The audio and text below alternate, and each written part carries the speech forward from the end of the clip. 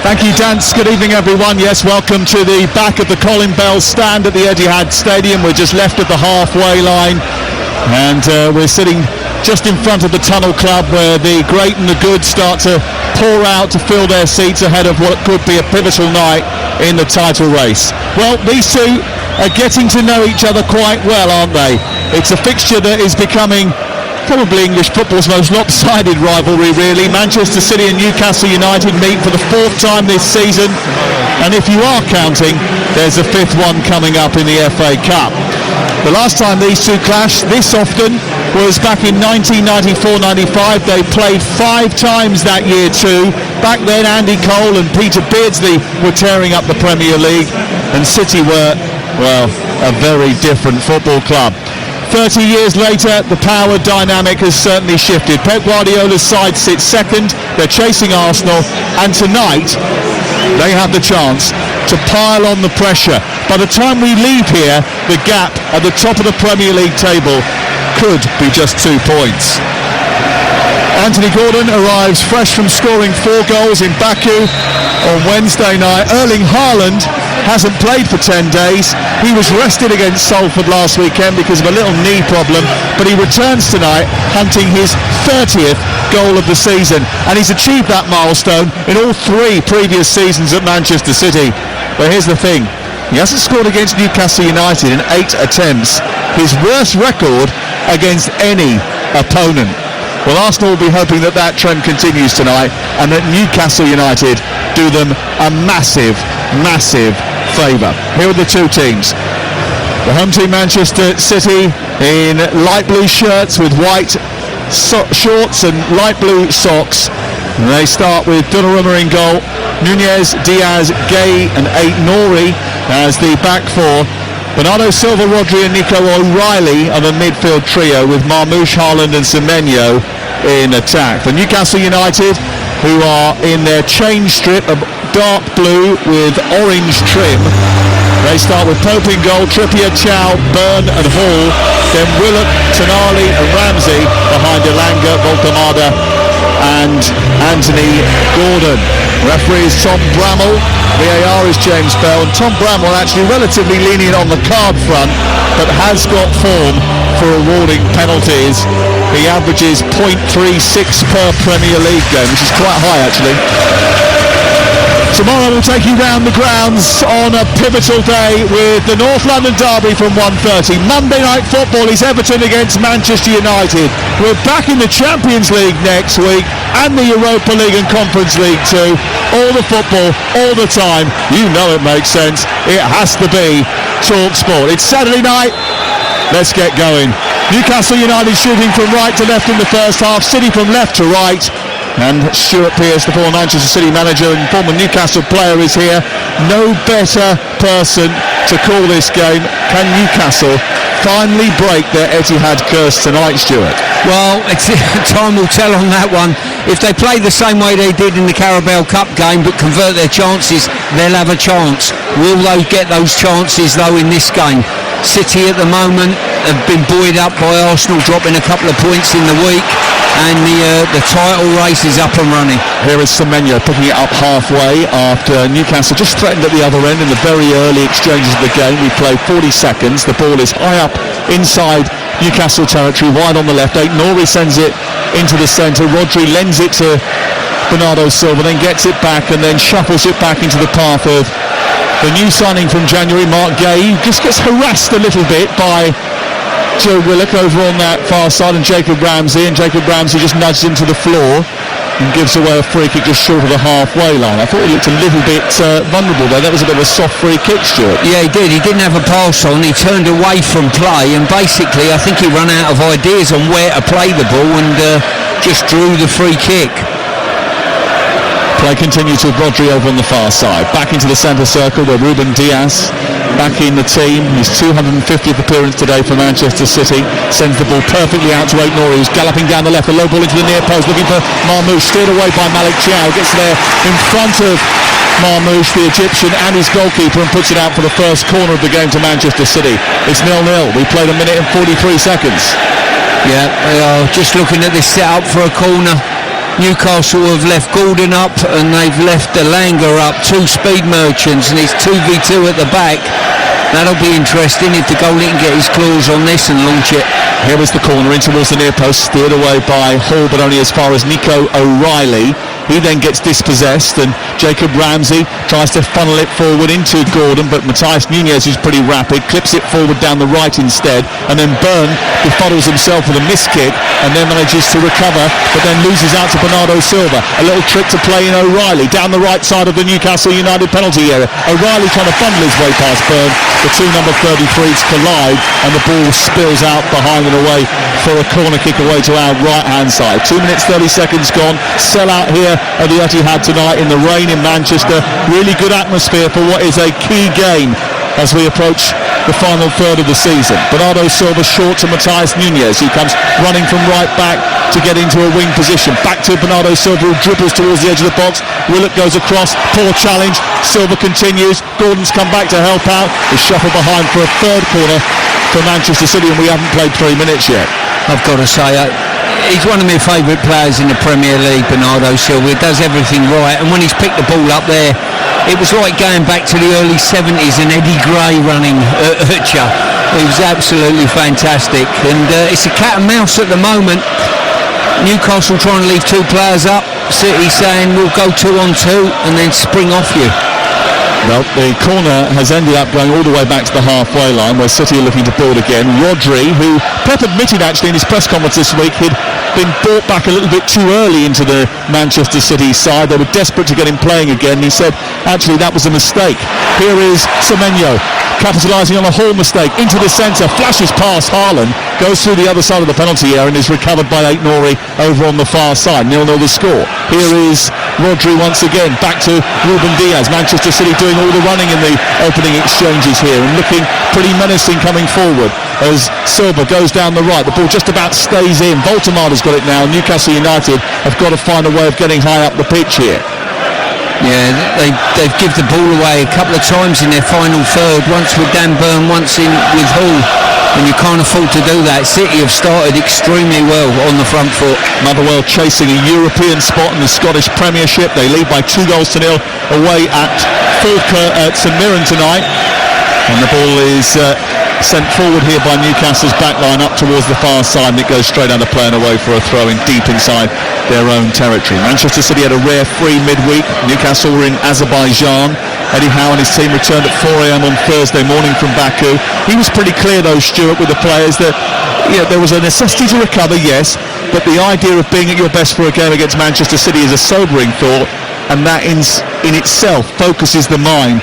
No excuses, you've got to go there and do a job. Yeah, and in some ways you're probably better off having an away game after a journey like that with all the fatigue that comes into it. You're better off being away, because all of a sudden the onus is on the home side to create. Gordon speeding down the right hand side after dispossessing Rodri and doing brilliantly to drag his team up the pitch. He didn't manage to get enough help as he took the ball over towards that far right hand side. It's an interesting setup here because Gordon is playing further forward tonight, and I just wonder whether or not we were right in our assessment earlier on that actually he will be almost like the point man tonight. We'll keep an eye on his average position, but at the moment he seems to have a bit of a free role. Yeah, and Willett playing on this left-hand side where we thought probably Gordon would play. I think that's a better formation, I really do. They're trying to get Elanga and Gordon as far forward as possible. Here is Voltemada tricking his way down into the right wing position, produced a cross into the centre. Not the best of clearances by Diaz, but he gets it towards Gay, and then Semenyo picks it up and looks to escape. He's being challenged by Ramsey. Good challenge by Ramsey as well, who's going to be important in that engine room.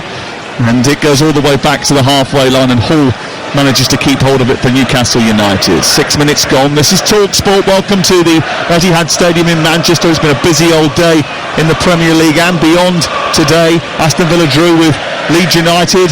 Late drama in that game. Brentford beaten at home by Brighton 2-0. James Milner broke the Premier League appearance record today. Chelsea stunned by Burnley in stoppage time. 1-0 they were leading for such a long time in the match, but they went down to 10 players when Wes Fofana was sent off, and after that there was one-way traffic, and there was a 5:30 kick-off as well. That finished 0-0 between West Ham and Bournemouth as West Ham inched another point closer towards their rivals, who were trying to beat them in that race to avoid relegation. Ball clips over the top for Joe Willock to chase. Matthias Nunez pushes him in the back. He goes down. It goes out of play, and the referee gives a goal kick.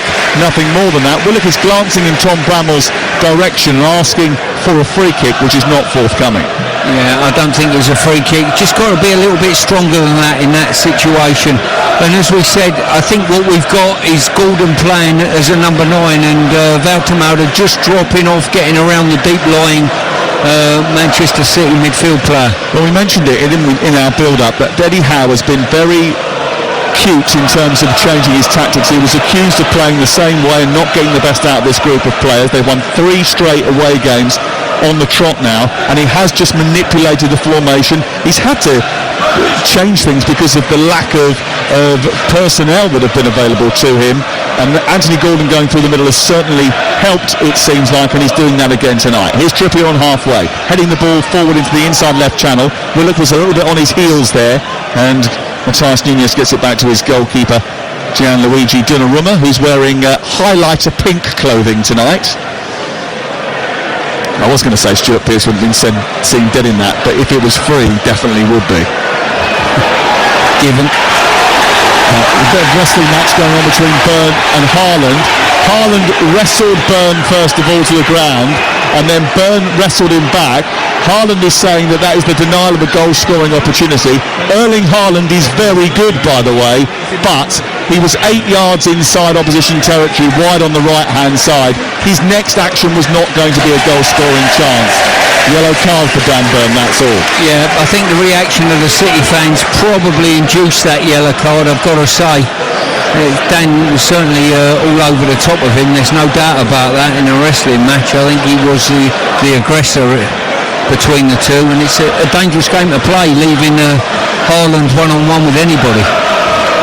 Bernardo Silva to take the free kick from inside the Newcastle United half, 12 or so yards inside it, on the wide right, back to the halfway line to Ruben Diaz, and then Bernardo Silva just shaped to drop that in behind the defence, but then noticed that there weren't too many options making a run for that, so went into the centre circle, and Ruben Diaz, who has room to try and clip the ball forward. It's not a great ball by him, it's going to go straight out of play, and it's out for a throw in the right full-back position for Kieran Trippier. With Arsenal dropping points at Wolves on Wednesday, Manchester City can cut the gap at the top of the table to 2 points tonight if they manage to get a victory. And under Pep Guardiola, boy do they come on strong at the end of the season. They averaged 29 points from their final 12 Premier League games of a campaign. In the last 3 seasons that Arsenal have been challenging, they averaged 22 from their final 11. It's far from over. Here is Bernardo Silva being harassed by Tonali edge of the area. He wriggles out of that tight grasp and gets it back again from O'Reilly, but his ball into the box is a little bit loose and it's cleared away by Dan Byrne. That took a deflection. Newcastle can't escape. Marmouche wins it back. Now Semenyo takes over. They're trying to force their way through with brute force, really, but across comes Hall to take it wide towards the left-hand side. There's a foul by Marmouche and a free kick is given to Newcastle United down by the corner flag away to our right-hand side. We played 10 minutes. You're listening to Talk Sport. Manchester City second in the table against Newcastle United, who started the weekend in the top 10. And it's still 0-0. And in the Winter Olympics, Team GB's gold medal match against Canada in the men's team curling, which we were watching quite intently before we came on air here tonight, is taking place in Milan Cortina. And it's anyone's guess as to how the contest will go. Both teams tied at 5-all in the 8th of 10 ends. And when the result comes through, you'll find out here on TalkSport. Thank you very much for lending us your ears. If you're driving back from football tonight, remember the Sports Bar Weekender is on air from 10 o'clock. 0371722 3344 is the number to call if you want to speak to the boys when we finish. You might have quite a lot to say about your team's performance today. It was quite a fascinating phone-in with Jamie and Jason earlier on today. The ball's loose inside the centre circle. Forward by Trippier for Newcastle United. It's going to go straight out of play, is it? No, Nunez is going to keep it in. It's flicked on by Marmouche after a volleyed clearance, and then he sends it towards the far side. Rodri nods it into the path of O'Reilly, who's just over the halfway line, and then it's motored on into the feet of the Spaniard and out wide to the left, and now Aït-Nouri, who's about a yard in from the left touchline. Back into Bernardo Silva. Rodri again, and then Silva. midway inside the Newcastle half, overhit by Silva. That's going to go down the throat of Nick Pope. Yeah, as I say, Newcastle have got to play this game of cat and mouse. Yes, you've got to defend deep against Man City, but you've got to have an outlet as well that stays reasonably high up the pitch. Otherwise, you'll never get out against City and they'll strangle you. Tonali dropping deep and giving the ball almost to Nico O'Reilly, and now it is going to reach O'Reilly because Trippier wasn't quick enough to get on the end of it, and he apologises for not reading that pass. It goes back to Gay, and Manchester City will build again. Their form is strong, Stuart. 1 defeat in 14 Premier League games, 32 points from an available 36 at home. Top scorers in the league, 54 goals. They're the only Premier League side yet to win a point when trailing at half-time, but they rarely trail at half-time. They've scored in the first half of 11 of their last 12 Premier League home matches. Just having a look at the Newcastle bench behind Jason Tindall and Eddie Howe, and it is threadbare, although Joel Linton is back, which is a massive bonus. Don't have too many options, so many out. Yeah, certainly have. And while you mentioned Joe Linton, and we're talking about, you remember in a previous life, Joe Linton was the centre forward until they dropped him back a little bit and he became one of the best midfield players, I think, in the Premier League. And then all of a sudden, the same might apply to Gordon now, you know, switching to a forward role. And Baltimore as well, dropping a little bit deeper as Marmoush tries to poke the ball forward to O'Reilly, edge of the area. He's got some space, he hits it brilliantly into the corner past Pope. And Manchester City have taken less than 15 minutes to open their account at the Etihad Stadium. It's a brilliant drive from Nico O'Reilly, his 5th goal of the season. He puts them in front in a crucial match in the title race. Just a little bit of sloppiness on the edge of the area from Newcastle United. It was poked in his direction by Omar Marmoush, and Nico O'Reilly smacked it low. He smacked it hard and out of the reach of Nick Pope, down to his right and almost into the side netting inside the post, and Manchester City lead by 1-0. Well, what an impressive finish by this young man O'Reilly. They freed him up. Trippier went chasing the ball, which he shouldn't have done, and then O'Reilly's drilled it into the near post. And I'll tell you what, the goalkeeper will not be too pleased with his work, I don't think. Didn't get his angles correct. He's got a fingertips to it, but the pace of it just was past him before he knew it. Yeah, I mean, I think Nick Pope probably will feel as if he should have kept out Ouattara's winner against Bournemouth a couple of weeks ago. That one was probably even more than he should have kept a handle on. They play on here with Gordon going in behind, but the referee eventually blows his whistle because the offside flag is out. Gordon was looking to get in behind the defence, but Hatzidakis is very quick with his flag, but Eddie Howe will be absolutely furious about that, conceding the first goal after 14 minutes. Nico O'Reilly has seamlessly become a fixture in this team. He's started 21 Premier League matches this season. Scored against Bournemouth, scored against Fulham. He actually scored a goal against Real Madrid not so long ago as well, and he scored a crucial goal here. He does like a long-range effort as well. That was from just on the edge of the penalty area, wasn't it? Yeah, Trippier was guilty there of just coming off his perch, tucking inside, trying to have a dabble at the ball. Once he didn't get it, it left O'Reilly outside him, you know, acres of space. But I've got to say, it was still a wonderful finish by him. I think Trippier's been caught on a couple of occasions in this run where he's had to play a lot of games in the absence of Livramento. There's no Bruno Guimaraes tonight as well, no Botman, no Wissa, no Livramento as I mentioned, no Cher, no Miley, no Kraft, who's a good useful squad player. Ball over the top for Gordon to chase. He's got Gay for company. Oh, he's headed that down beautifully into the penalty area. He goes. Willock is joining inside the area. He cuts back on his right foot, shoots. It's saved by the goalkeeper down low to his left, and he just had to check back because he'd taken the ball a little bit too wide and Willock wasn't really open for him in the penalty area, so he took the shot on. He forced a save from Donnarumma, but it was a save that the Italian was always going to make, Stuart Pearce. Yeah, that was the tactical approach in Newcastle, looking for that forward ball. Off went Gordon, but the recruitment of Gahey stayed with him and that was so important, and that shows what an acquisition he's going to be for Manchester City on these counter-attacks. Here is Ramsey on the far right edge of the area, gets challenged by Aït-Nouri, cleanly according to the referee. Semenyo picks the ball up centre field, now sends Marmouche away, and he scampers at pace out towards the left edge of the area. He cuts back on his right foot, he shoots violently towards goal, it's saved by Pope, and then Semenyo's rebound was a little bit awkward, he volleyed into the ground and it went wide of the upright, now towards this near side. It's cleaned up by Pope. Eventually Manchester City lead by a goal to nil. We played 17 and a half minutes on TalkSport. Whenever they come forward, especially down that left hand side where I think there is a little bit of vulnerability between Chow and Trippier, they look deadly. I tell you who's doing a good job for City, Semenyo. He's just tucking in off his perch when he has to, when his team are defending. Marmouche trying to set up Bernardo Silva, who's not going to get on the end of that. It's just a little bit heavy for him, and it runs through to Nick Pope once again. But every time they get that ball in the midpoint of the Newcastle half, they spring into life. There's a little bit of extra urgency about them. The adrenaline starts to throw, and the City crowd get on their feet. They believe that there are more goals in this for them. They only got 2 against Salford last week. I think they're starting to show that confidence, aren't they? City, that swagger a little bit's come back into their play. As I say, Semenyo just coming off his perch a little bit in a more central area and picking up and then driving with the ball, feeding it wide and then getting in the box. Ball funneled out by Donnarumma into midfield for O'Reilly, and then back to Aït-Nouri, and back to Donnarumma again, who travels up towards the edge of his penalty area, tiptoes forward, looks up, he's looking for an outlet to kick the ball long here. He's going to go to Haaland on the right hand side. He does that.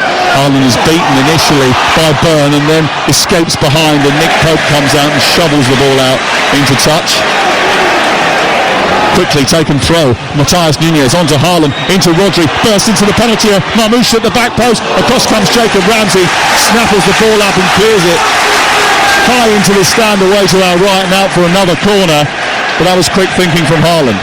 See what City are doing particularly well, they're playing the ball around at the back, which is drawing a man-to-man press on from Newcastle, and it's leaving 2-on-2, and one of that 2-on-2 is Byrne and Haaland, and Dan Byrne knows he's got to get first contacts. If he doesn't, there's a problem on hand.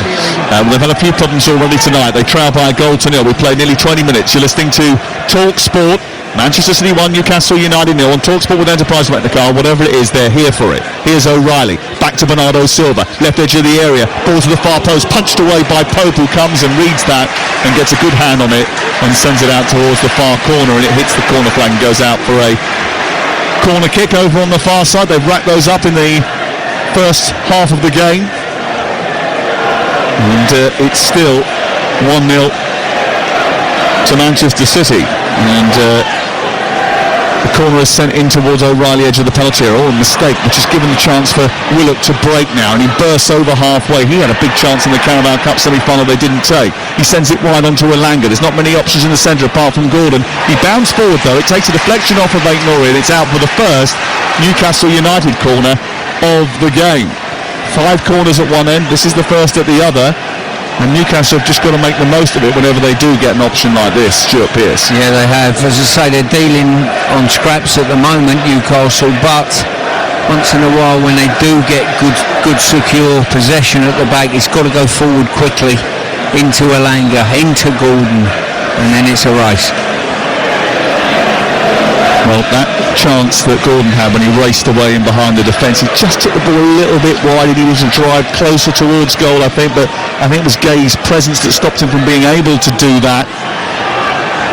Corner taken and sent in by Trippier. The header by Voltemada just is ticked over the top by Donnarumma, and Chow and Voltemada almost got in each other's way actually, and I wonder whether or not Chow was the one who got the final touch on that. They both went up for it. It was Chow who got the final touch on it, and he's been pretty good actually aerially for Newcastle United. Scored quite a few goals. He's the joint top scoring Premier League defender this season, Malik Chow. And he came closest to levelling things up. Here's Tonali with the corner away to our left. It's a flat delivery, not a great one, but it falls nicely for Ramsey. Then back to Hall, he strikes it, takes a deflection, it's snuck in. Lewis Hall celebrates, and Newcastle United have an equaliser. He only really ever scores against Manchester opposition, and he's done it once more.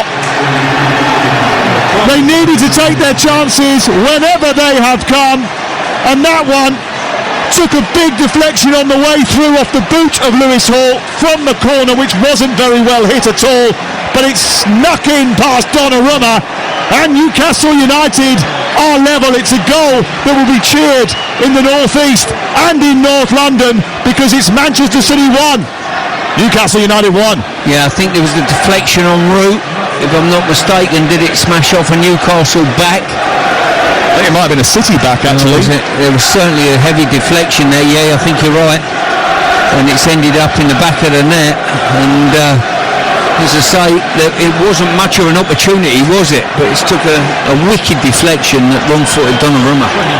Well, Lewis Hall, whose last goal was in the defeat to Manchester United in May 2024, on his 100th club career appearance, scores the goal that levels things up. It did take a flick off Aït-Nouri, I think, and Manchester City are pegged back at home against Newcastle United.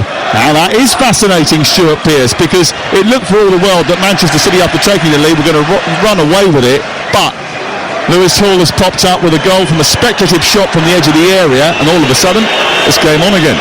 Yeah, it is. As I say, Manchester City have probably been the side in the ascendancy in these early interactions, but Newcastle have managed to get themselves level, and that will give them a big lift. Well, 22 minutes gone, and that ball was converted by Lewis Hall, so we had 2 goals in the first quarter of the game, which sets us up nicely. I was a little bit worried that it might be a cagier affair tonight. Well, I'm pleased to say that it's not like that at all. I've seen Manchester City a couple of times just sort of shut the door and become quite sort of mechanical. I'm pleased that they've been opened up a little bit, because it means they've got to go for it again and gives us more entertainment. I'm sure the Manchester City fans will not feel like that.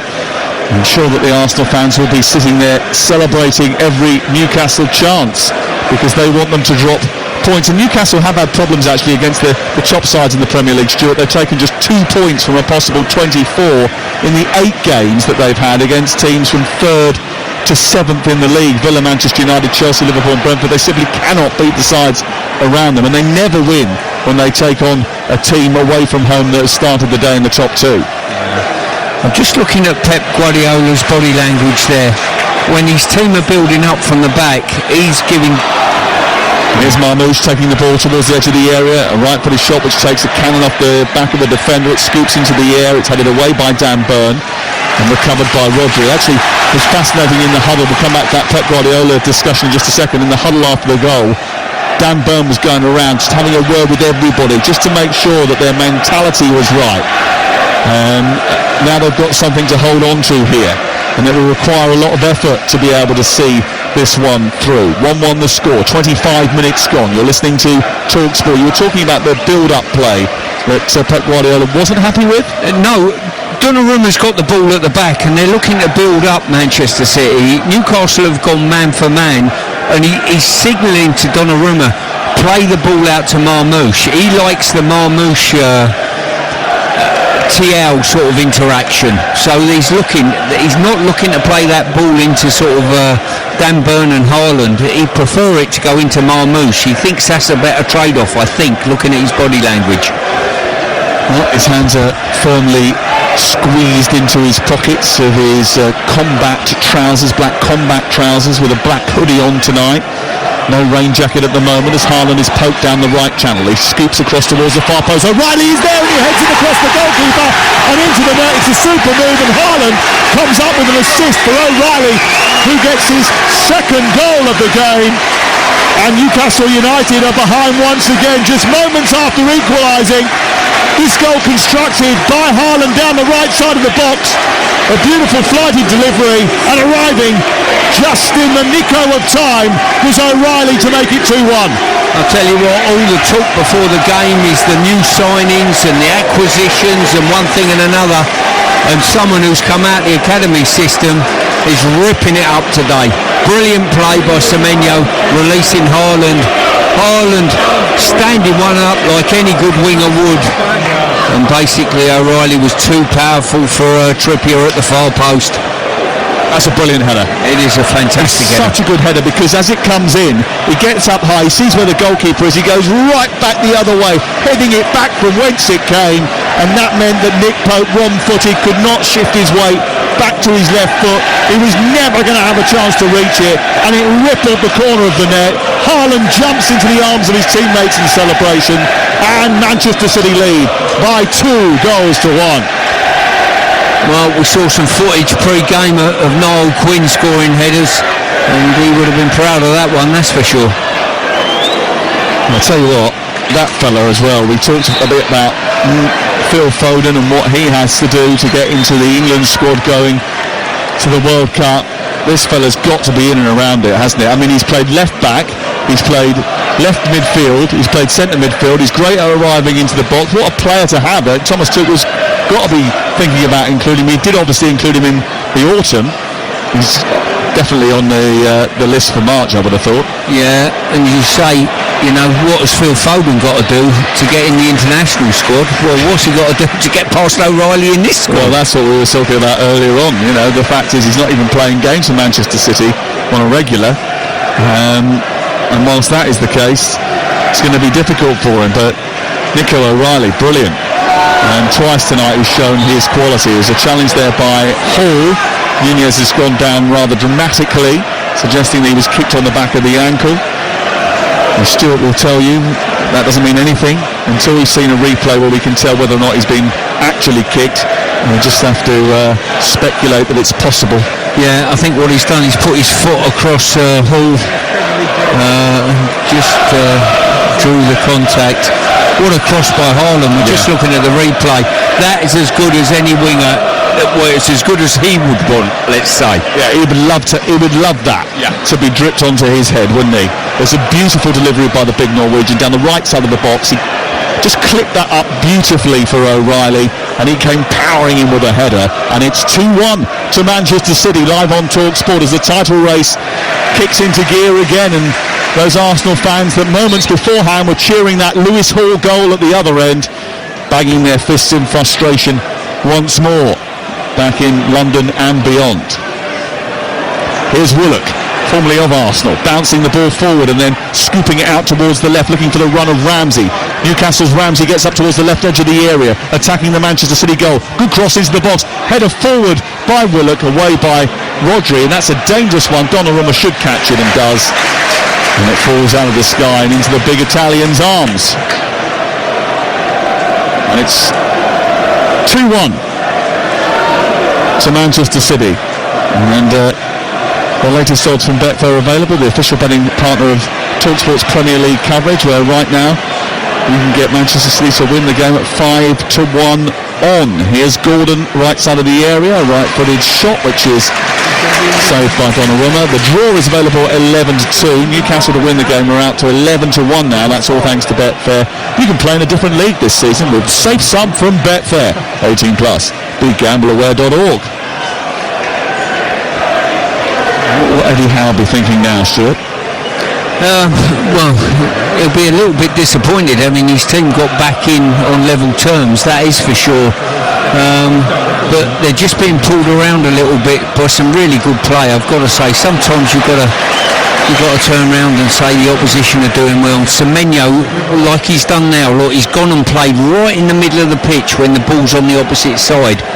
That is a real danger sign if Newcastle are in possession of the ball, lose possession, because he is there to drive with the ball. Whose responsibility is he? If the move breaks down right now, Newcastle have got the ball over on the right hand side. Semenyo standing sort of almost just about 5 yards back from the edge of the centre circle. Obviously is expected that he's playing on the right-hand side, so Hall would pick up. Who's got to pick him up now? Well, the biggest problem he's got, Tonali's getting treatment, so you would think that Tonali would level off a little bit and get somewhere near where he is, I would suspect. But he's been very intelligent with his play. Instead of playing out wide, out of possession, he just tucks in a little bit, and I think he's seen plenty of the ball. He was integral in the second goal, that is for sure, in the build-up play. Well, he signed from Bournemouth on January the 9th. Tonali getting treatment over on the far side, by the way. Semenyo scored on his debut after a £62.5 million move. He's never really looked back, has he? He's got 5 goals in 9 appearances before tonight for Manchester City, and he looks a danger, but they do have dangers, don't they? And one of the things that sort of I think Pep Guardiola was a little bit upset about in the first half of the season was the lack of goals from other players that weren't Erling Haaland, or Haaland actually has dried up just a little bit, really. He's only got 4 goals in 13 since the turn of the year. He's been suffering a little bit from a knee injury, but with Semenyo in the team, O'Reilly scoring goals, Bernardo Silva scored at Liverpool the other week, which was an absolutely crucial goal in the title race, and I think that was the announcement moment, wasn't it? It was, we're not finished yet. That goal that he scored at Anfield, and he decided really, he scored it, then picked the ball up and encouraged everybody to get back and start fighting. They ended up winning that game, and they haven't looked back since. They lead here by 2-1. Tonali's still getting treatment over on the far side. They can't afford to lose another midfield player. No, they certainly can't. Say Tonali, adequate replacement for Bruno. Ball picked up on the halfway line. Haaland trying to get past Byrne. Byrne fends it away. O'Reilly heads it forward, and then Haaland gets up once again and heads the ball into a channel. There was maybe just a little bit too much physical contact between him and Malik Chow, who's gone down in the crumpled heap, and it's going to be a free kick just short of the halfway line. Scores Manchester City 2, Newcastle United 1 on TalkSport with Sky Sports. And don't forget that with Now you can stream all the Sky Sports action flexibly, like Spurs versus Arsenal tomorrow. Live, search Now Sports. And after this game, stay with us. We'll bring you all the reaction from the tunnel tonight. Adam Catterall on Fight Night this evening. And remember, tomorrow, Sunday game day, live from the North London derby, Mickey Gray, Alex Cook, Perry Groves and I will take you around the grounds on what is a huge day in the Premier League. Loads of 2 o'clock kickoffs tomorrow as well. Oh, it'll be a brilliant day of football tomorrow, that is for sure. The Liverpool Forest game reminds me of the first televised Premier League game, wasn't it? It was. First day of the season. Was that the first day of the season? 92-93, I think it was. Yeah. It's the first Super Sunday. Yeah. Teddy Sheringham. That's it. Yeah. Scored a wonderful goal. Yeah, remember it. Those were the days, weren't they? Just not that long ago. It's only 34 years, Stuart. All our yesterdays. Malik Chow still upset about the challenge that was perpetrated on him by Erling Haaland. Tonali still getting a little bit of treatment, has now just wandered onto the pitch again. Kieran Trippier now pleading for it. Eddie Howe and Jason Tyndall not happy either. They're a little bit furious that Chow's got to go off the pitch here, bearing in mind he feels he was fouled by Haaland, and the referee concurs with that because he's given a free kick. Yeah. He's actually holding it. Looks like he's got a tooth missing, or someone's whacked him in the tooth. Malik Chow. 2-1 the score in favour of Manchester City in the Etihad Stadium. 10 minutes to go before half-time. You're listening to TalkSport. The ball is pumped forward by Nick Pope, high into the air, flicked by Byrne, drops on the edge of the D, and it's cleared away by Haaland and out towards this near side. And Kieran Trippier's got to be a little bit careful because you can hear the thundering hooves behind him with the Manchester City players, and it goes down a play and away for a throw-in eventually for Lewis Hall away to our right-hand side. Every one of the last 9 Premier League away wins that Newcastle have managed to pick up have been against bottom half sides. Winless in 10 away against top half teams. Winless in 37 away at sides in the top 2 since December 2001 when they beat Arsenal. Traditionally, Arsenal and Newcastle not the best on the road against the very, very best, and they're behind again here. Marmoush trying to beat the offside trap, brings the ball down inside the area. He's gone beyond Hall, sends it to the far post, and O'Reilly coming in at that far post, trying to complete his hat-trick. miscues as he slips, diving into the 6-yard box. It wouldn't have counted anyway because the offside flag was up, Stuart Pearce. Yeah, it's a great ball by Gahey. Just off. That was tighter than Superman's underpants. Yeah, listen, I find it quite intriguing, really. The linesman didn't put his flag up for that one, and he did up this end here for Gordon's one. Yeah. So I don't understand. Where's the correlation there between the two? It's probably best not to go into it because do you remember the VAR situation we had last week involving Aston Villa and Newcastle? Indeed. And the situation there with the assistants and the communication with the referee, it wasn't great. I'll just say that. I'm keeping the mouth shut. Yes, let's just move on. Here's Ramsey on this near touchline into Lewis Hall. Back to Ramsey. Oh dear. Just on different wavelengths and didn't stretch properly to reach it, and it was a bit behind Ramsey and goes behind and out on the sideline and away for a throw-in to Manchester City, who lead by 2-1, scoring through O'Reilly twice. In between time, Lewis Hall got Newcastle back in the game, but Newcastle eventually succumbing to yet another Manchester City attack, and it remains 2-1. In the curling, the men's team curling gold medal match in Cortina, it's been a disastrous 9th end for Team GB. Have conceded 3 to Canada, who now lead 8-6 as we head into the 10th and final end. Looks like they're second favourites now. Newcastle second favourites here now as City come forward again with Nori up towards the left edge of the area, sends it down the side of the box for Semenyo, who's low cross into the near post. He's too close to Nick Pope, who pats it down and is able to clear for the visitors. And again on the starters block, Salanga trying to spring in behind. He puts a low cross into the area. Gordon is arriving. He's just a little bit too wide, but he could pull that back to Ramsey. Doesn't do so. Goes to Willock instead. He tries to bend it towards the far corner, but it's a routine save from Donnarumma, and Alanga's not happy about that because he had more room over on the far side. Yeah, I thought it was a great ball by Trippier. Slid it up the wing to Alanga. Alanga's got onto it and he's played it across the face of goal. I think he's got to take that himself. I think he's played it too early. Gordon wasn't in position to tap in the middle of the goal. Why would he take it so early? Because he was always asking too much of Anthony Gordon in that area. Is that lack of confidence? That's probably what I'd put it down to.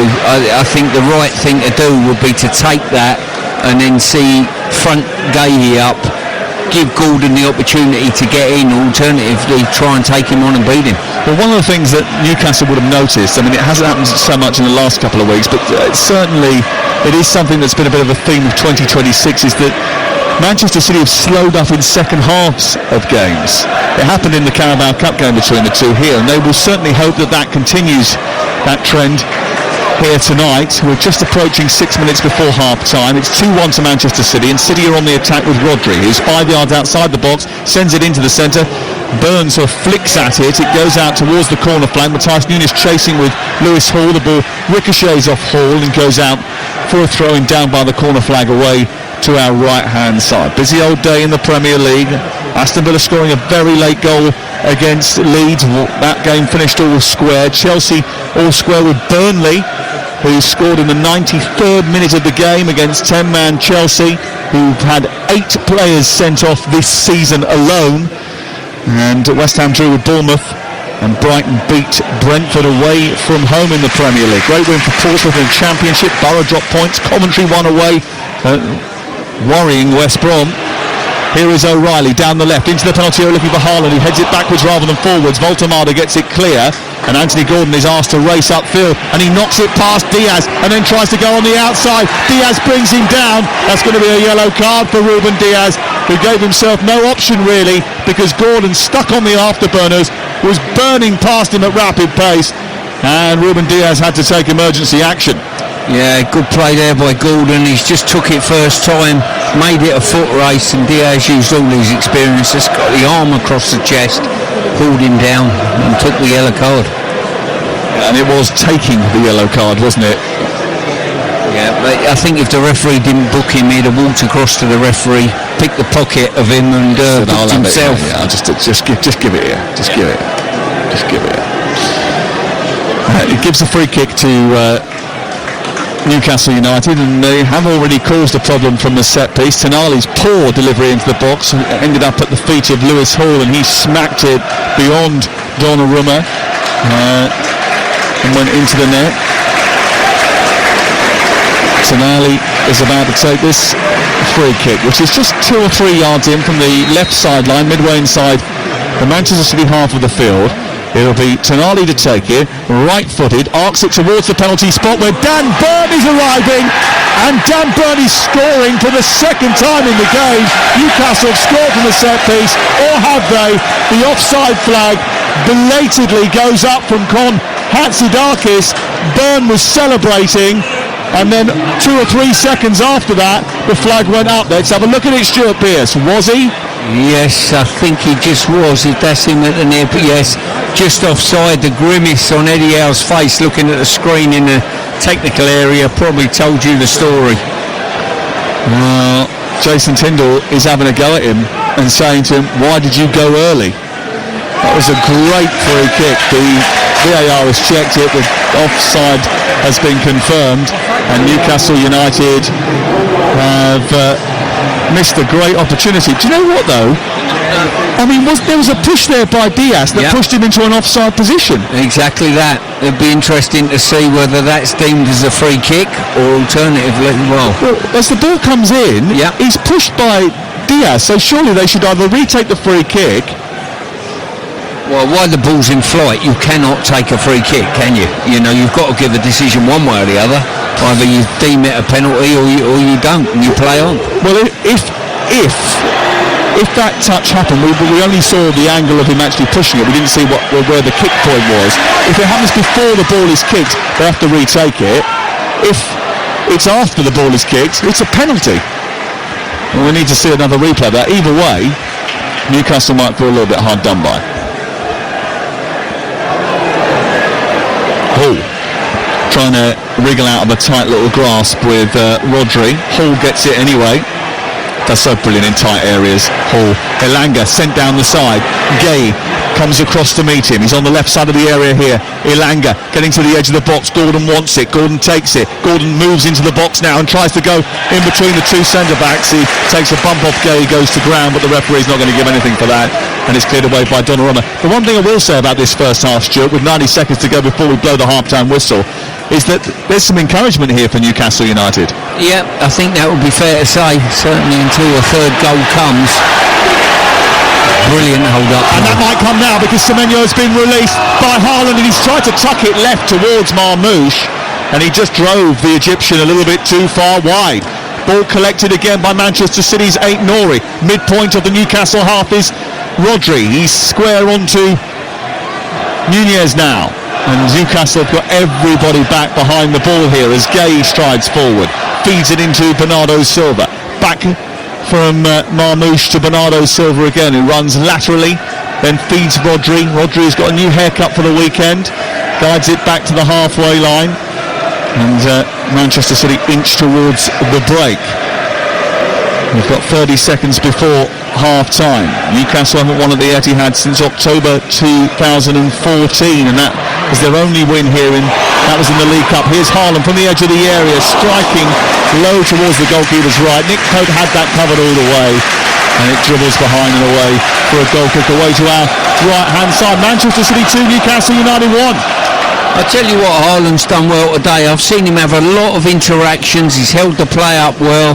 And there's a lot of times you've come here and, well, it's a bit harsh, this statement. A lot of times you come here and you think, well, he's not participating. What's he doing? You know? But in this game especially, he's held it up well. He's running behind, he's created the goal. He's been a jack of all trades. 5 minutes of added time at the end of the first 45.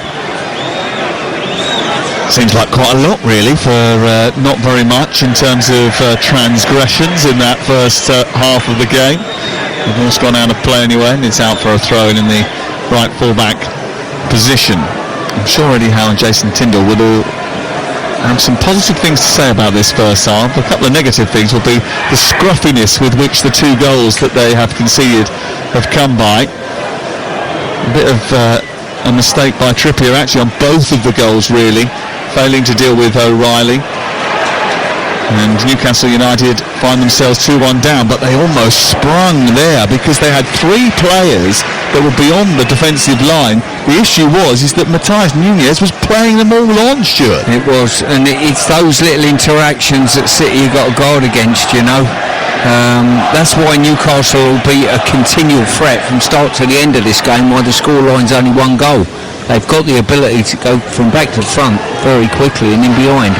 Motherwell beating St Mirren by 3-0 now as they look to chase the big boys at the top of the table. Celtic and Rangers play tomorrow. Hearts won, stretching their lead at the top of the table to 5 points today. And we'll keep you updated with both Celtic and Rangers games tomorrow. Remember, the Steel City Derby is on TalkSport 2 tomorrow lunchtime. And that's live on TalkSport 2. What a big game that is. As Aït-Nouri moves up towards the edge of the area, feeds it in towards O'Reilly. It goes back to Elanga after a Newcastle clearance and then rebounds to halfway. And Manchester City have got it back again. How old's Bernardo Silva? Bernardo Silva is 31 years of age.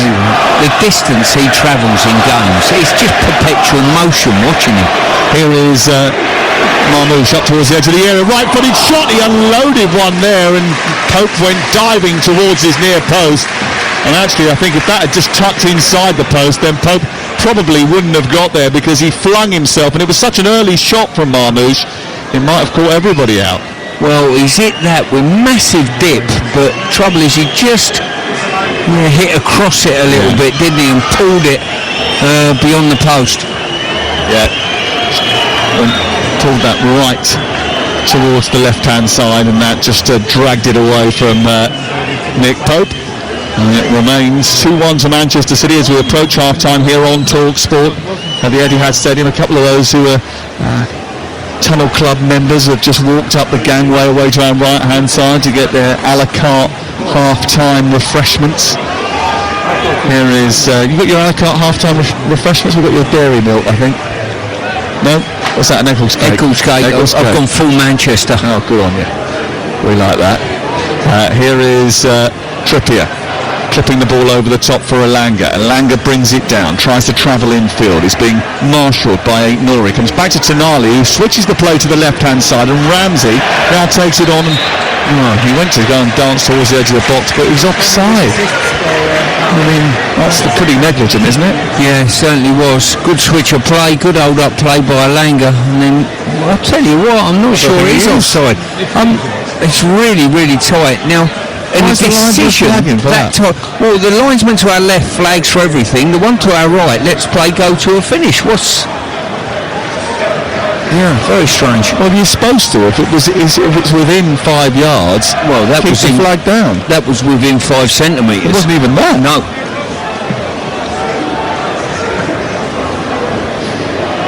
Ball cleared by Donnarumma upfield. The problem is that that is so marginal, and they went on and, what if he scored in that situation? Then they went back and found out that actually he was onside. Yeah. Which is what is supposed to happen. Indeed, that's what VAR was designed for. Rodri, it's 3-on-2 here in Manchester City's favour as Newcastle overcommit. He's fed Marmoush to the edge of the area, tries to come back in past Chiao. He shoots towards the near post instead of trying to get it in the far post, and that's smothered by Pope rather easily. He didn't get behind it. I think as he cut back in, it just took a nick off Malik Chiao, which did enough to put him off. Yeah, Chiao has got to keep him outside him. He can't let him check inside. When he's let him check inside him, Marmoush has got to go for that far corner, like you said. Here is Aït-Nouri over on the far side. We've nearly played our 5 minutes of added time at the end of the first half, and it looks like they just want to get in at half-time, both teams now, and they will do that. Eddie Howe is not happy. He goes down the touchline. He's got a few words to say at the break. Newcastle have won just one of their 8 Premier League games in which they were trailing at half-time, which statistically doesn't give them that much encouragement, but there has been encouragement in that first 45 for them, and encouragement for Arsenal fans as well. 2 Nico O'Reilly goals, though, have given Manchester City the edge at half-time. Newcastle United did score in between those two, but they trail at the break by 2-1. So, interestingly, Ruben Diaz has come off at the start of the second half to be replaced by Abdulkadir Kursunov, which I can only think is to do with injury, making sure that he doesn't get himself, or doesn't get himself into further trouble with the yellow card that he picked up just before half-time, Stuart Pearce. We'll see. A bit of footballing history for you, Pearcey. 50 years this week since Manchester City beat Newcastle United in the 1976 League Cup final at Wembley. Dennis Stewart's famous overhead kick winning it by 2 goals to 1 as we get back underway. It might be nice at some point in this second half to reflect on 1976. Flares, sideburns, main road. I'm sure that you at the time were getting ready for your punk era. It was just creeping in at the time. I think I was 14 years old at present. The hot summer. We'll get the drought, as it used to be known, of 1976. We'll reflect a little bit on 1976 because we know you're the man with the big brain very shortly, especially when it comes to top UK hits from around that era. With dripping sarcasm at the moment. Manchester City, though, on the run, up through the middle of the pitch, looking to try and reach Haaland. Haaland runs into Trippier. The ball bounced back to Antoine Semenyo, and it's cleared away.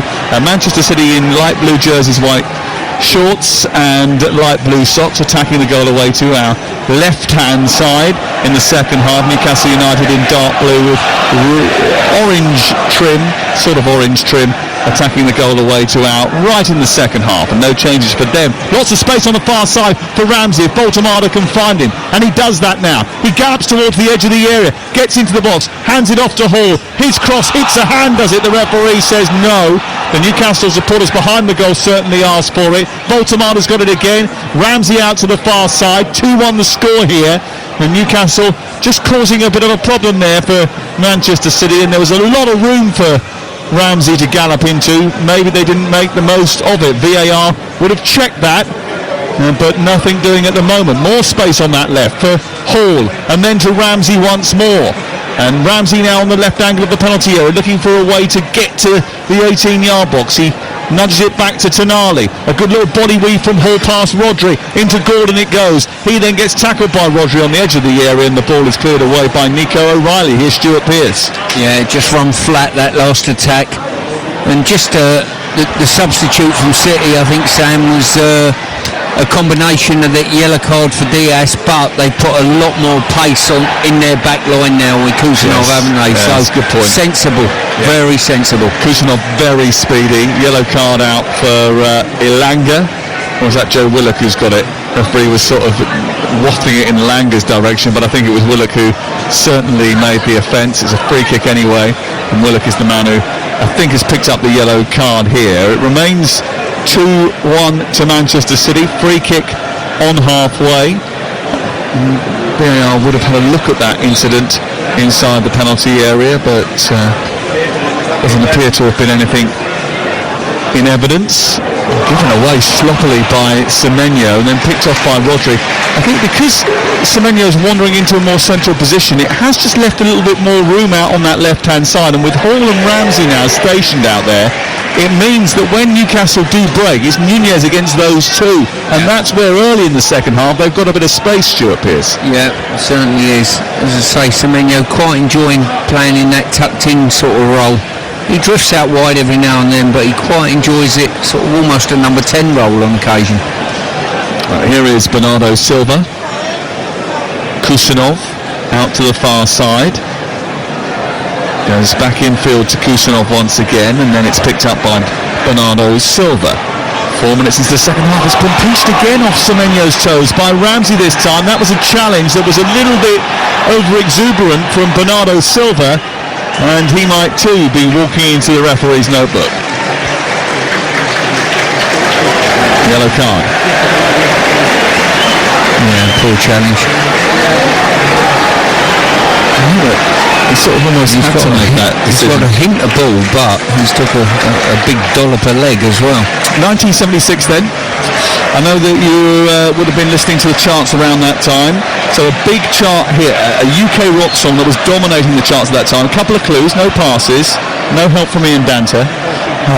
It was sitting at number 1 in the UK singles chart early in 1976 after first hitting the top of the chart the previous year. It's by a British rock band who would go on to become one of the biggest in history. Huge hair, big guitar solos. Yeah. I'm going for Queen here. Oh, okay. It's a song. Bohemian Rhapsody. Oh, he's got it in two. Fantastic. I thought we were going to have to go right into the clues that included Wayne's World, but no. Ball sent long by Trippier up towards Byrne. Bit of a push there by Aït-Nouri, and he's given away a free kick. It might be Bernardo Silva actually who was guilty of the push here. Byrne. And then, well, Bernardo Silva probably deserves a second yellow card for that, because he went up to Byrne, jumped into his body with his shoulder, his eyes were not on the ball, he should be sent off. Yeah, and he's got away with probably being small in stature and baby-faced. He's like Deck, our producer, gets away with murder where me and you couldn't get away with anything. I know, we don't get away with nothing. But as I say, very, very premeditated by Bernardo Silva, but Newcastle got the opportunity to pop one in the box now. Well, it could have been a second yellow card in quick succession for Bernardo Silva. It's not, it's just a free kick to Newcastle United. Dan Burn complained about that. He's got the Newcastle captain's armband on again tonight.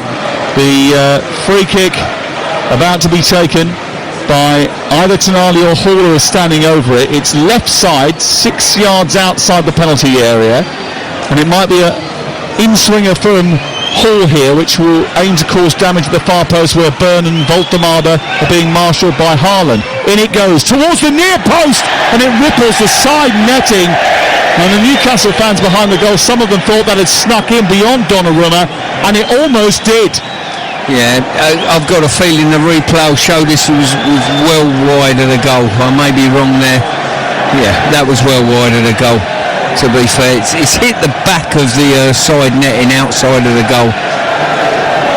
Well, the Newcastle fans got excited for a moment, which rather pleased the gleeful Manchester City supporters, who realised very quickly that it wasn't in. It remains 2-1. 5-0 to Motherwell in the Scottish Premier League tonight. Another good victory for the boys from Fir Park. They're away from home at St Mirren this evening. Here is Marmouche at the other end, trying to get into the penalty area, seeing it back for Semenyo. Semenyo takes a heavy first touch. Rodri recycles it, keeps it alive. Offside flag is up over on the far side by Mr. Trigger Happy, and eventually a goal kick is given. Irrelevant, by the way. There's no need for him to flag there, because the ball did not go in the direction of the player who was in an offside position. You know what? Yeah, I think he's flagged for that one. I had a feeling that the one earlier, the actual through ball, might well have been offside as well, which we played on with. Well, I'm not entirely sure that it was offside. I think he's getting a little bit. I don't know. Maybe he's got big biceps and a big strong chest, as Hatzidakis. He's just, maybe he's doing a bicep exercise. A few kills over there, do you think? With that flag, that's what he's doing. He's getting confused. Thinks he's back down the gym. Here is Ilanga. Back to Trippier. Trippier tries to send it forward. Stooping low to head it was Gay. Heading forward again was Trippier over the halfway line. A flick on by Gordon. Voltemada trying to get there. He holds off Rodri, who's tugging his shirt. The ball's been played to Ramsey. Outside of the penalty area, left side is Hall, whose cross is too big. It goes right the way through the box. Langer can't keep that in, and it goes out on the far side. But again, more encouragement from Newcastle United in this second half. It's City 2, Newcastle 1 on TalkSport with Sky Sports. And don't forget that with Now you can stream all the Sky Sports action flexibly, like Spurs versus Arsenal live tomorrow. Search Now Sports. Here's Semenyo bustling his way past Ramsey, getting to the edge of the D, left-footed shot, 3 points for a conversion over the top of the crossbar. Talking of which, actually let's not talk of which, because it was so bad for England today, wasn't it, that we probably shouldn't even bother mentioning it. But not. Scotland beat Wales by 26 points to 23. Didn't have the best of days, but they ended up winning that match. And Ireland absolutely ripped England to shreds, 42-21. I think Goldstein went to that one his first ever rugby game. So what you're saying is he's the jinx. Well, has he got any Irish in him? I don't know where his loyalties lie. Well, I'll tell you what. Reaction to that defeat will be available on the TalkSport Breakfast Show this Monday morning from 6 o'clock, when Eddie Jones joins Ali McCoyce and Arsenal invincible Ray Parlour. Monday morning, 6 a.m. on TalkSport Superstar Breakfast. Looking forward to that. Well, a bit of wrestling going on over on the far side. Dan Byrne and Bernardo Silva. Well, Dan Byrne now being barracked by the crowd for a second yellow card. I'd say Bernardo Silva's got a cheek, hasn't he? He was wrestling with Haaland. It was 50-50 that. And there was a little push at the end from Dan Byrne, but it wasn't warranting of a second yellow card. Whereas I think Bernardo Silva, who was asking for the second yellow card, needs to remember that he's just launched himself without looking at the ball with his shoulder into the chest of the former Asda employee. Yeah, I think there was a definite, maybe a pull on the shirt. I accept that. Dan Byrne's just trod on the back of his heel and took his boot off. That's where the problem lies, not so much the push. Right. Been a good battle, those two. Yeah. Cherky about to come on. Ball clipped forward. Byrne prods it away. Hall gets there ahead of Marmouche. It's 2-1 to Manchester City on TalkSport live at the Etihad Stadium. Ball sent wide out towards the right. A little trickle down the right-hand side for Elanga, who tries to squeeze between Rodri and Aït-Nouri. And then it goes all the way back to Abdulkadir Kusunov, who finds his goalkeeper Donnarumma. He's looked a little bit more with it, Rodri, hasn't he, in this game than I've seen him in previous games. Semenyo down the right-hand side, back to Nunez. Well, the last couple of weeks I've noticed that he's just started to find his rhythm again. He was out of tempo, not 100%. I think Pep talked about that this week. He said he's getting back to his best. He's getting back to it. We rushed him. It was our fault. And I think the nadir of that was that Bodo Glimt game where he just can't cover the ground as much as he used to. I think he's been helped by having Nico O'Reilly alongside him in midfield because he covers so much ground, Stuart. Yeah, that would be fair to say. Good little balance between the two. Here is Rodri. He's trying to get away from Willock. And now they can make that substitution we referenced earlier. Rayan Cherki about to come on. It'll be interesting to see who he comes on for. I think it might be Omar Marmouche who's going to come off. It is Omar Marmouche who is replaced, and Rayan Cherki who comes on.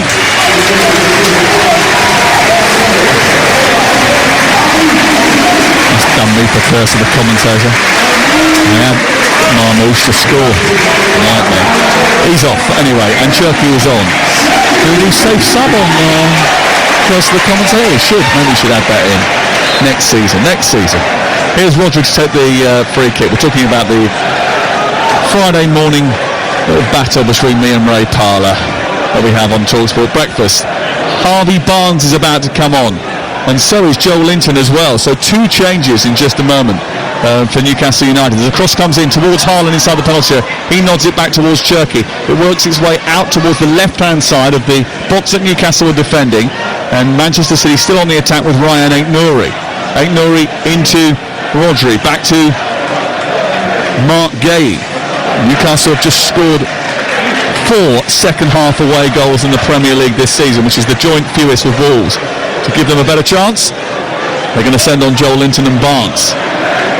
Here is Nunez, right side, just coming up to the hour mark on TalkSport. In it goes towards Bernardo Silva. He flicks it into the path of Semenyo.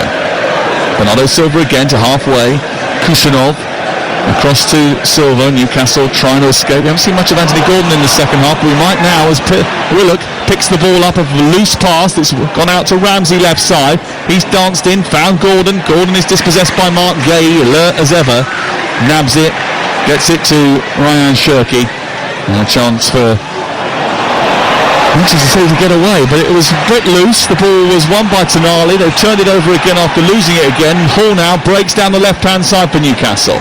Needs a bit more support, plays it against Rodri, goes out of play. It's away for a throw-in level with the edge of the Manchester City penalty area. Yeah, changes being made now. Valtamauda. Yeah, on comes Harvey Barnes, on comes Joel Linton, off comes Willock. Great to see Joel Willock playing so many games after so many months out with injury, and great to see Joel Linton back as well in the midfield, because he hasn't featured since being taken off against Aston Villa. He missed 5 games before tonight with a groin injury. 2 goals in 19 games this season, but he's such a powerful figure in the middle of the park. And I think this will mean that Gordon is the lone striker now, with Ilanga on the right-hand side, Barnes on the left, and Tonali, Ramsey and Joe Linton as the three in midfield. Yeah, definitely looks that way now. You're taking... They're going to try and dominate this central midfield area if they can, and then feed the speed merchants in front of them. Well, Manchester City desperate to try and pile the pressure on Arsenal tonight. They know that the victory takes them within 2 points of the league leaders ahead of tomorrow's North London derby. City 9 points better off than at this stage last season. And they've scored 2 more goals and conceded 13 fewer. And of course, if they win this tonight by just a solitary goal, the goal difference between between Arsenal and Manchester City is only 1 as well. But all the while it's 2-1, there is opportunity for Newcastle United just to maybe cause a bit of a stir here. I'm just looking away at that away end, certainly a lot happier than they were 60 minutes into the second leg of the Carabao Cup semi-final, I would have thought, even though they're still behind. Yeah, indeed. As I say, the game's all to play for, and it wouldn't surprise you, another twist in the turn before the 90 are out.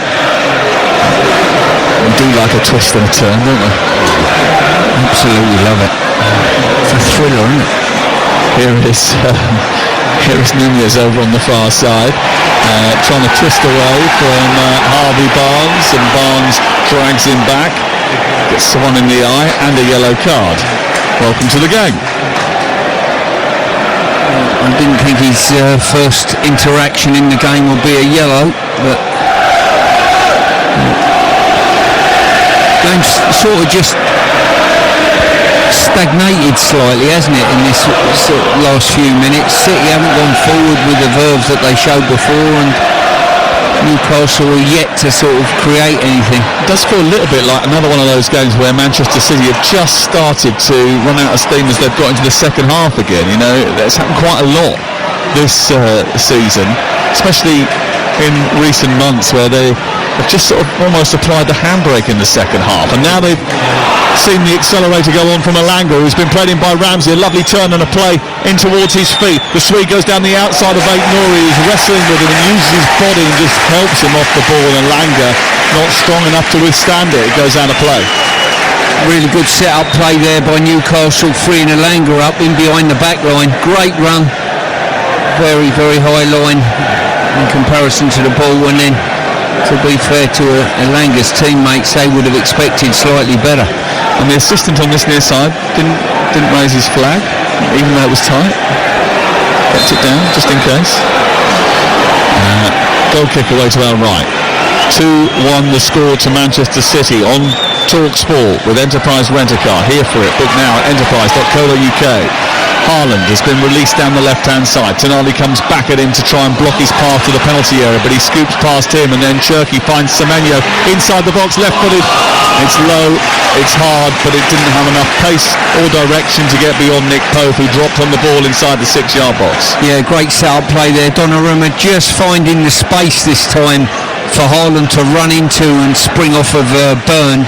And then from that moment on, the opportunity arose for Semenyo, and you get the impression that the City fans need this next goal, don't you, to ease up the any potential fight back from Newcastle. Yeah, the longer it goes on, with the margin being so slender, then there's always the possibility of late drama. We know that Newcastle love a little bit of late drama in matches. And of course, Arsenal would love a little late twist in this game too. Oh, Trippier, he's overcommitted to that challenge, and he completely mistimed it. He's going to get a yellow card, and I don't think you can have too many complaints about that, Stuart, because he came out to meet Aït-Nouri and he was never going to win the ball. I'd look at the replay before you make a statement like that. I don't know whether he's pulled away from that. You know, he's committed. Well, he's tried to pull away from it, and I think Aït-Nouri just sort of toed his shin just to make sure there was contact there potentially. He's not gone through with the full challenge. He's realised he was too late to it and tried to pull away from it, but the pace in which he was coming forward was a giveaway. There was contact, I think, between the two of them, and Aït-Nouri went spiralling. 5-0 it's finished to Motherwell in the Scottish Premier League. Here is Bernardo Silva with a left-footed free kick in towards Haaland, who tries to hit it first time but missed the target, and it goes out for a goal kick away to our left-hand side. Pep's record against Eddie Howe is his joint most wins against any manager, 17, level with Daishi and Marco Silva.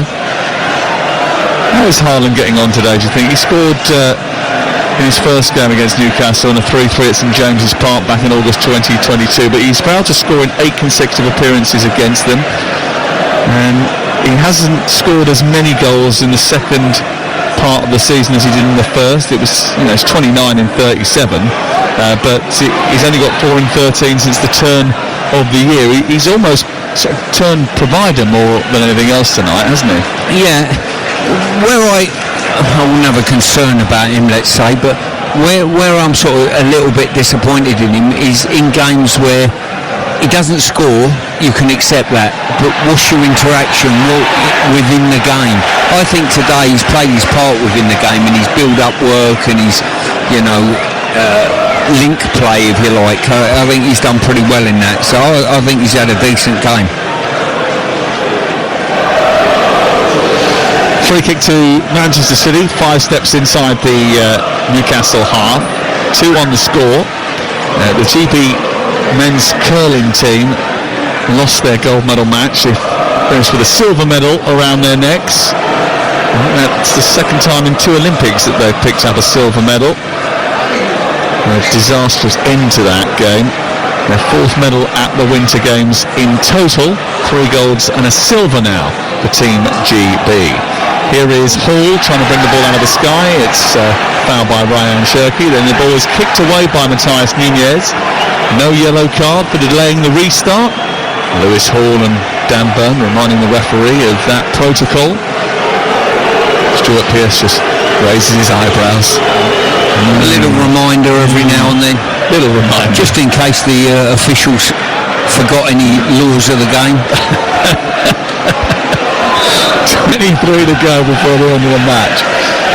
It's still Manchester City who lead, but Newcastle have a free kick just left of the centre circle, dripped over the top by Trippier towards Dan Burn, who's duelling with Haaland. It falls to Barnes, edge of the area, wouldn't come down for him. Here's Donnarumma. He comes for a punch, and then Ramsey scoops it back up into the 6-yard box. That's going to run to the far side. Bernardo Silva stops it from going out for a goal kick, oddly, and keeps the ball in play. And Newcastle on the front foot here with Lewis Hall. Goes back to Barnes, who centres the ball once again. Burn with another foul in the back of Haaland. He's got to be a little bit careful now, Dan Burn, having been booked in the first half. He was sent off in the 3-1 defeat at Brentford in November, and he and Haaland have had a bit of a running battle tonight. I don't think he's going to get away with much more.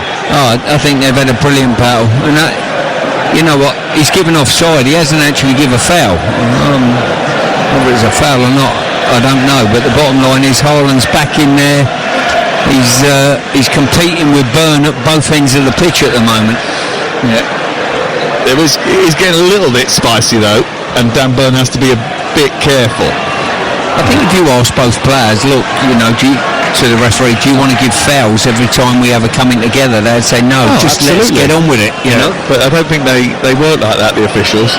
I don't think so. You can walk into the referee's room beforehand and say, by the way, me and Big Dan are going to have a bit of a ding-dong today, so just let it go, ref.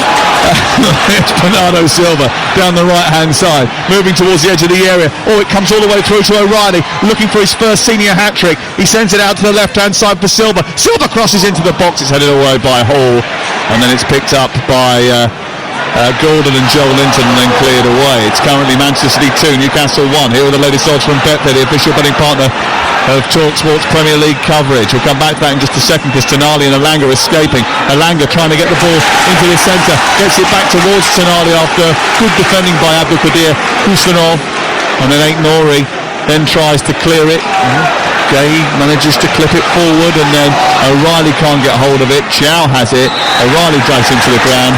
And here are those latest odds from Betfair, the official betting partner of TalkSport's Premier League coverage, where right now you can back a Manchester City victory at 5-1 on. The draw is 9-2.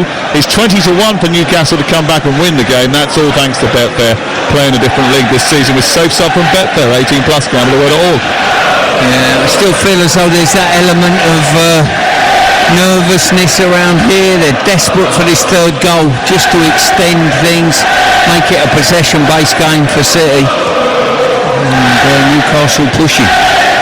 Well, we've got 20 minutes left of normal time to play. Trippier up towards Byrne, who's still wrestling with Haaland again on the edge of the area. It's collected by Hall, who's being pursued by Semenyo. He travels back to the halfway line and feeds it to Nick Pope.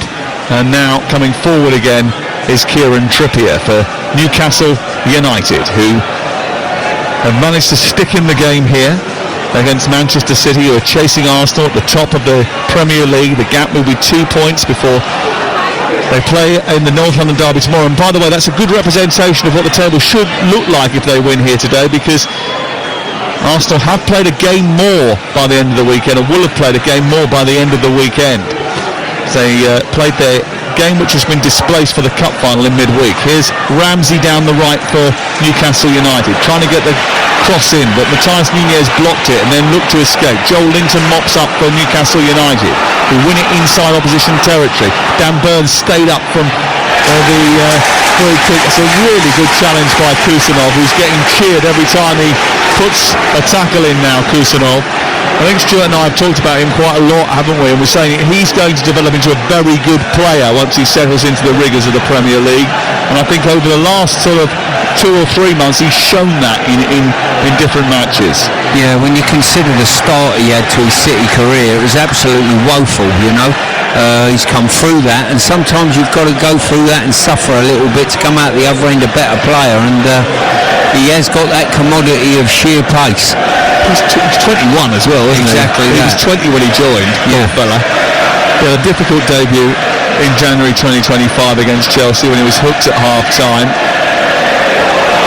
Here is Haaland running towards the edge of the area, getting towards the D before unloading one which is blocked by Byrne. And it rebounds into the path of Tonali. And now Newcastle United, they look to escape. And it's picked up by Elanga on the right-hand side. He moves up towards the right wing position, gives it back to Trippier, and then Elanga the Swede takes it on again. It's given by Tonali to Barnes with a swirling pass which meets Barnes on the edge of the area. He bundles his way to the edge of the box and then gets it back to Tonali. It's picked up by Trippier on this near side. And then now Elanga, right side of the box, produces a cross which takes a whack off the back of Aït-Nouri, and it goes out for a corner kick to the away side, trailing by 2-1. Yeah, Murphy being readied on the Newcastle bench at the moment. I don't think that'll happen before this corner. Well, he's going to replace Elanga in just a moment. But first of all, Elanga and Hall are going to discuss the machinations that are required from this corner kick. There are 17 minutes to tick away here on Talk Sport, and it's Manchester City 2, Newcastle 1. They're attacking the goal away to our right. All of the Newcastle supporters in a thin slither from the bottom tier right up to the very top, waiting for some sort of action in front of them to cheer. Elanga to take the corner kick from the right hand side. Byrne, Joel Linton and Chiao a threat in towards the near post. It's a poor delivery by Elanga, and it's easily cleared by Kusanov. Back to Elanga again, his last action before being withdrawn. Into Ramsey, now Trippier with a chance to ready his body before getting across it. He took too long to do so. It goes back to Tonali. He needs to get this into the area where the big defenders are still up from the back, but he's hesitating, and Chow throws his arms up in the air as if to say, why didn't you get it forward quicker? Back to Trippier, now tries to bend it round the corner. Gordon trying to get in behind here. Haaland comes across, it's nicked against the Norwegian, it goes out of play, and it's away for another corner kick. They'll need a better delivery this time. Yeah, I think Haaland's enjoying the sort of challenge of sort of keeping his team in it. He's doing this plenty of work defensively as well as leading the line. I think it actually went down by the corner flag for a throw-in, did it? No, it is a corner.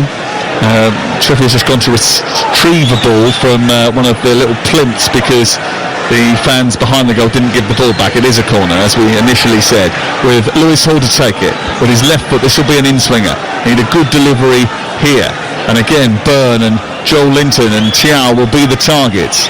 It's sent short to Trippier. Trippier sends it towards that far post. It's headed down by Chow. It hits the back of the defender, goes into the air, and it's an easy catch for Donnarumma. You've got Dan Burn and Chow at that far post, and competing with them and stopping them getting a clear header is Bernardo Silva. Yeah. Incredible. Here is Hall bursting forward, runs into Rodri. Referee says no foul. Manchester City turn it over and they come forward with Haaland, who was pulled by Joel Linton but kept going anyway. Now he's trying to get past Chow and Byrne and runs into the big German, who nabs the ball, and Byrne has it. And Newcastle United, who have had a lot of possession in this second half, Stuart, actually, and had most of the more inspiring attacks, are coming forward again. Kusanov away. Gordon was chasing. It's forward by Nunez back to the Uzbekistani, and it's all the way back now to Donnarumma, who will clear upfield towards Haaland. Still Murphy waits on the sideline, waiting to come on. Big Dan Burn and Haaland clash again. The referee says no foul. You like this, don't you? I do. I think the gloves are off now. I've just seen gum shields being strewn across the pitch. It's a proper contest between Byrne and Haaland. I think they're both enjoying the evening's work. Yeah, maybe they did go and see Thomas Bramall at half-time and say, let's get on with it, mate. Get on with it. Let's get on with it. We'll see who wins at the end of the day. Jason Tyndall just pulling now back on Jacob Murphy. Stephen Purchase, who is one of the coaches, deciding instead that they're going to bring on Will Asula here, which is interesting. Maybe they're going to do both of them at the same time. We'll see in just a second. Still Murphy stays up there, but of course because of the windows they want them to happen at the same time. Here is the free kick for Newcastle United, who I think have had a better second half than Manchester City, but without really causing Donnarumma too much damage. Tonali, right-footed delivery towards the edge of the box. Byrne goes up there, headed away by Rodri, falls towards Joel Linton, who scoops it goalwards, but it's well wide of the right hand upright and goes behind and away for a goal kick. It remains Manchester City 2, Newcastle United 1. On comes Murphy, on comes Asula, off comes Elanga and Gordon here, so a double change for Newcastle United as they look to try and get a way back into this game, Stuart Pearce. Yeah, I'm surprised at these changes, to be fair, because you thought potentially these two are their best way back in the game, but he's juggling the pack. Yeah, I was a little bit surprised as well. I was a little bit hesitant just to confirm that, because I didn't believe for a minute they were going to take off Anthony Gordon, but they've done that. They've made 4 changes now. They've got one more window and one more substitution available, Newcastle United. And they're throwing their dice. There's no Wissa tonight. Could be back for the second leg against Qarabag. Here is Murphy toiling with Ait Nouri down the right-hand side. Ait Nouri just edges the ball out of play, and it goes out for a throw into Manchester City in the left full-back position as they look at it. No Bruno Guimaraes tonight. It's usually a disaster when he doesn't play. They haven't won any of their last 10 Premier League games that he's missed. In fact, any of the 10 games that he's missed since his debut in 2022, which is a real problem. He is their top scorer in the Premier League this season with 9 goals. He's their top creator. He's got 4 assists this season in the Premier League. He's their heartbeat, really, isn't he? Yeah, and probably those stats probably tell you why Newcastle are slightly underachieving where they are at the moment in the Premier League. What, because they rely too much on him? Or no, because he's missing? No, because they haven't got a goal scorer that's got more than him, right. Personally. Simple as that. If Valtamauda would have got 10, 12 goals, all of a sudden I think you could be looking at them at least another 4 places up the division. Yeah, because most of the goals that Valtamauda and Gordon in particular have scored have come in the Champions League this season. We're talking Premier League goals. If they had someone in double figures, which isn't outlandish for this squad, you would think they should have at this stage of the season. Here is Gay forward towards Ryan Cherki, who sends it down the corner, and Ryan Ait Nouri is scampering away. He's got Haaland in the centre. Ait Nouri then falls over the ball. Well, he got caught in 2 minds there because he raced away into acres of space and he couldn't believe his luck, just how much room there was to operate in. He got right up to just inside the penalty area and he saw Haaland bearing down on the edge of the 6-yard box and he thought, I should really pass it here, but I could have a go. I should pass it. Oh, I've fallen over.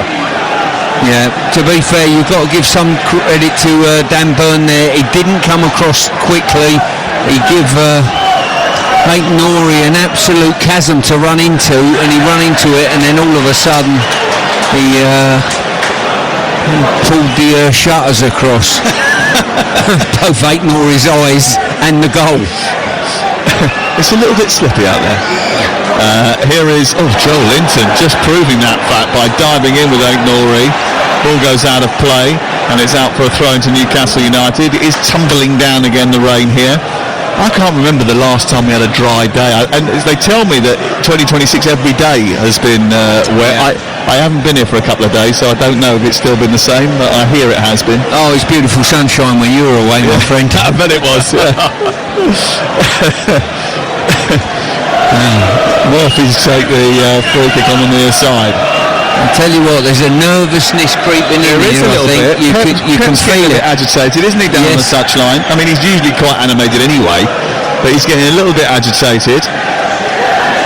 James French, who is the set-piece coach, just trying to organise the defence here as this free kick comes in from Murphy. It's a lovely delivery towards Byrne, who drives towards the ball, doesn't get a significant touch on it. It flashes through the 18-yard box. What a chance for Newcastle United, and what a delicious delivery.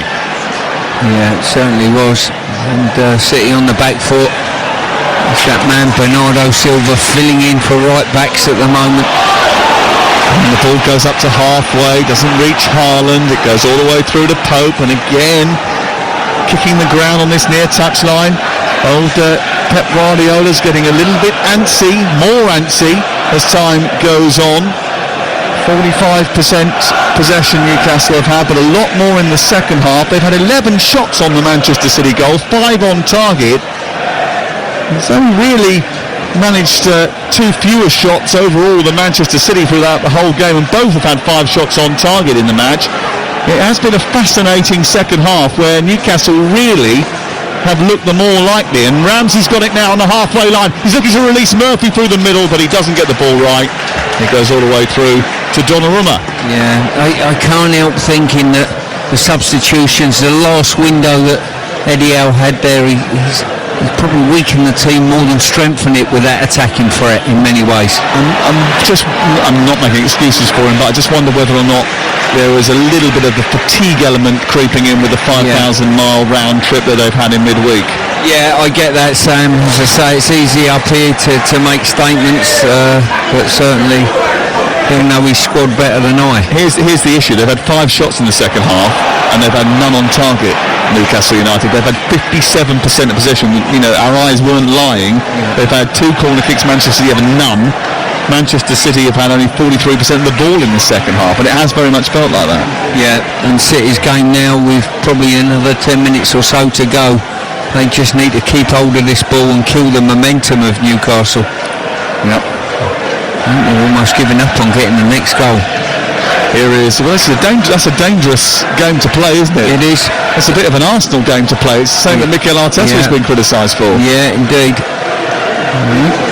They're enjoying this quiet period of the game now. City just knocking the ball around, moving it from left to right. Got to make sure you're crisp with the pass though, and Dan Burn has just intervened and won it back for Newcastle United on the halfway line, and 7 minutes still remain here at a rainy Etihad Stadium in Manchester, where it's 2-1 to the home team, who are looking to close the gap on Arsenal at the top of the table. Into Ramsey, just right to the centre circle, back to Tonali with his dark hair almost wet to his skin, just receives the ball back from Trippier and looks up and bounds forward. He came up with 2 big moments in the game against Aston Villa last week. Maybe he could come up with another big moment before the end of this game.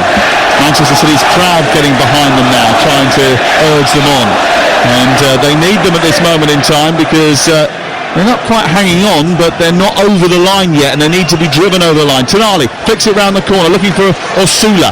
Back there was Gay to manage to win the challenge, and that's a sloppy challenge by Joel Linton, but they're on the escape with Cherki here. He runs over the halfway line and then just stops because Antoine Semenyo is down, and eventually the referee will pause play, and it gives everybody a chance just to have a little bit of a time-out. We've got live football for you tomorrow, the Steel City Derby, Sheffield United against Sheffield Wednesday. It's going to be a real tough day, I think, for Sheffield United. Jim Proudfoot and Chris Awilamo on TalkSport 2. Sheffield Wednesday really struggling at the bottom of the table. From 1:30, I'll take you round the grounds of Mickey Gray and Perry Groves as we've got all the goals that go in from the Premier League, the EFL and the Women's FA Cup. Tottenham, Arsenal, Nottingham Forest, Liverpool, Crystal Palace in action as well against Wolves and Sunderland against Fulham. Monday night football, we've got live commentary from Everton against Manchester United. Jim and Steve Bruce will be bringing you the commentary of that. Tuesday night round the grounds with Adrian in the Champions League, including that Newcastle Carabao game. And on Wednesday night, we've got Sheffield United commentary on Talk Sport 2, whilst we bring you Real Madrid against Benfica with Jim and former Benfica defender Scott Minto. And usually around this time, I would remind you that for a very long time, for almost 15 years, maybe 20, Scott Minto was a Champions League record holder. But he doesn't like mentioning it because it's not the nicest record in the world to have. But as he says often, you have to play in the Champions League to have a Champions League record, which is true. And that was what? The fastest own goal in Champions League history. I think he had it for about 17 years. Hey, listen, not many of us can say we've got a Champions League record. There you go. We love $1 Million Minto, and he is back on the show later in the week, and he's actually very good on Premier League All Access this week, talking about the title race and talking about Arsenal from Wednesday night's game. We're going to get a change here, and off comes Semenyo after his little bump, and he's replaced by Phil Foden with 3.5 minutes to go.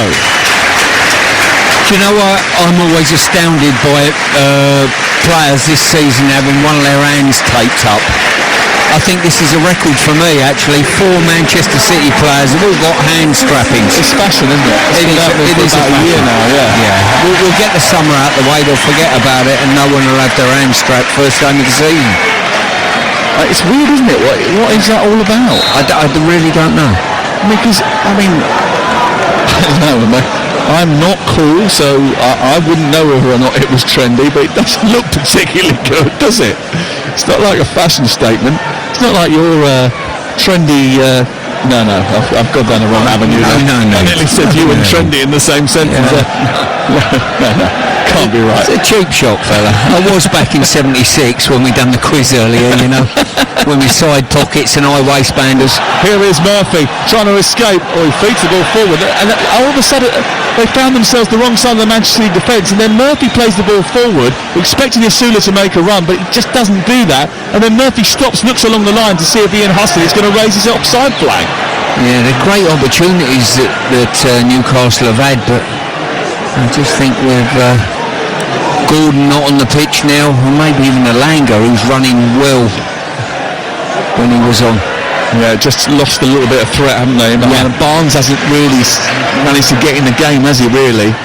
It's been a little bit like that, but we've still got 2 minutes for Newcastle to Fashel. One more chance. There'll be Arsenal fans everywhere listening to this, hoping for one last development, and the game doesn't peter out as it appears to be doing at the moment. Joel Linton's going to be booked here for a totting up process. He's not happy about it. He's moaning to the referee, but really and truly they just need to sort of crack on Newcastle. He was wrestling with Rodri. He did have his forearm in the back of his neck and then grabbed him on the shoulder and dragged him to the floor. He can't have too many complaints, can he? No, and the referee didn't book him for that. He booked him for a trotting up process, having pointed in about 8 directions on the pitch. Well, it could be a big weekend in the Premier League. No game for Manchester City till next Saturday. Leeds away is their next fixture. Arsenal take on Spurs tomorrow, then Chelsea at home next Sunday. We'll be at that one for Game Day Live as well. It's a big week in the Premier League. It's always a big week in the Premier League. There is Tonali, back to Trippier. Tonali again, wants to drive his team on. He finds a brilliant pass to Ramsey, who then tries to send Asula down the right-hand side, but the speed is in favour of Kusanov, who gets there and guides it back to his goalkeeper, and Donnarumma gives it back to the Uzbek on this near side. Away by Bernardo Silva. Lovely touch by Haaland. Now Cherki takes over. He's got Foden sprinting down the inside right channel, and O'Reilly to his left. He gives it to Foden, but he sends him too wide. Foden's cross hits the back of Lewis Hall, and Cherki has to run over and try and make the most of it.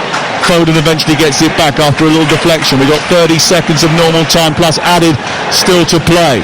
At the moment, Pep Guardiola's side about to record a 17th consecutive home Premier League win against Newcastle United. That is a ridiculous record. Here is Bernardo Silva dripping the ball over the top for Aït-Nouri, who takes it out of the sky. Again, there's no urgency to get the bodies in the box to attack the final few minutes. They're happy to just stay as they are here. There are 4, though, added minutes at the end of the 90 for them to survive. And for Newcastle to fashion just a chance would be good to get a shot on target, Stuart, because they haven't had one of those in the second half, despite all their possession. Yeah, indeed. And to get anything out of the game, they're going to have to do that. Gay, lovely ball in towards Haaland. He can kill it here, but Pope is out very quickly. It falls to Foden, edge of the area, and Pope makes another brilliant save down to his left-hand side to deny Phil Foden what would have been a certain winner, and all 3 points for Manchester City.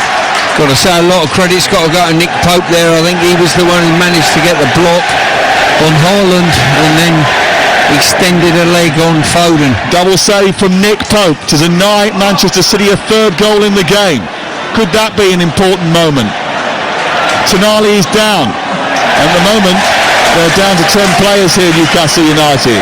Eddie Howe stands, hands on hips. And he's just looking at Tonali. He's got a whack, I think, on his shoulder, has he, or on his arm. But that was a great ball in from Gay after a little body swerve to release Haaland. Haaland dueling with Byrne, and Pope was out very quickly to make the first save. And then when it came back to Foden, he tried to draw the ball down to the goalkeeper's left. Pope makes another brilliant save, and it remains 2-1 to Manchester City. Yeah, really good double save there by Pope. And it just extends this game on a knife edge for the next 3 minutes or so. The ball is on a player over on the far side. Manchester City fans trying to roar their team on to victory here. They've been a lot louder, haven't they, tonight, I think? Well, I think they certainly have the latter end of this half when the nervousness has sort of come into the game a little bit. It's really helped drive their team on. 21 Premier League games, still 0 wins here. The most any team has played at a single venue without winning in Premier League history. That's Newcastle United. But the gap at the top is what everyone will be talking about, and it's going to be just 2 when we kick off tomorrow at the Tottenham Hotspur Stadium. Igor Tudor, his first game in charge of Tottenham. Mikel Arteta taking his team across North London, looking to win for a 5th consecutive time. Is that a foul throw by Lewis Hall? No, it's Haaland and Byrne wrestling each other, nowhere near the ball now. They've just left the ball alone, which is magnificent. Ramsey flicks it on. Asula's nowhere near it. It's away by Joel Linton, and the ball breaks for Chow. They've got to get it forward here quickly, Newcastle United. Trippier has it on the halfway line. He needs to push it into an area. He gets it back off of Murphy. Barnes makes a run. Trippier declines the invitation to play it in behind. Ramsey gets tied in knots. The ball slid forward by Chow. Now it's into Murphy. Murphy into Asula. What a challenge that was by Gay. He read it perfectly. And now a chance to escape for Bernardo Silva, who bounds forward, releases Haaland. Haaland against Byrne, edge of the area. Chow comes across, makes the block. And Newcastle United can bring it away here, but they just can't get out of City's grasp at the moment. Nico O'Reilly gets the sponsors man of the match here. 2 goals for him, 2 goals, they're going to win the game. The second of which that came on the 27th minute. Pep Guardiola just saying, get back, make sure you don't concede anything in the final few seconds of this match. There's only 30 seconds of stoppage time to play. It's Manchester City 2, Newcastle United 1. Nick Pope's going to launch this high up the field. No, he's not. He's going to play it short to Trippier, and Trippier then is going to launch it over the top of the defence, up towards Joel Linton, who heads it down. Barnes to volley it! And it's touched round the corner by Donnarumma, and it's out and away for a corner kick for Newcastle United in the final few seconds of stoppage time. Harvey Barnes with the effort on the volley, and it caused Donnarumma a bit of a panic. He certainly did. It was the deftest of saves just to edge it past. It might have been going wide. Pope's in the box. Nick Pope is up from the back. The final action of this game. The ball sent in from the corner in towards the near post. Nick Pope with the effort. It's saved by Donnarumma. comes back out to Murphy. Murphy trying to get it down the side. Late drama here. Back in by Trippier. They want the whistle, the City fans. The ball's dropped into Tonali's path. He sends it high into the box. It's away by Bernardo Silva. And then that is the full-time whistle, and it's victory for Manchester City. And in a Premier League season with more twists than a Netflix drama, as we reach the last few episodes of the season, Manchester City are on the hunt. The gap is just 2. The goal difference is just 1. And the message is clear. We are coming to get you. Newcastle United's horror run at the Etihad continues. Despite their second half dominance in terms of possession, they didn't fashion enough chances till right at the very end, and Manchester City have Nico O'Reilly to thank for another 3 points. Arsenal will have to respond tomorrow, but they knew they would, because realistically Newcastle, with no Bruno, no sleep, and 5,000 miles of travels in their legs, probably had not much of a chance. But they certainly gave Manchester City more than 1 or 2 scares over the course of that 90 minutes. But Pep Guardiola's team just about got the job done. With 11 games to go, this is going to the wire. Manchester City 2, Newcastle United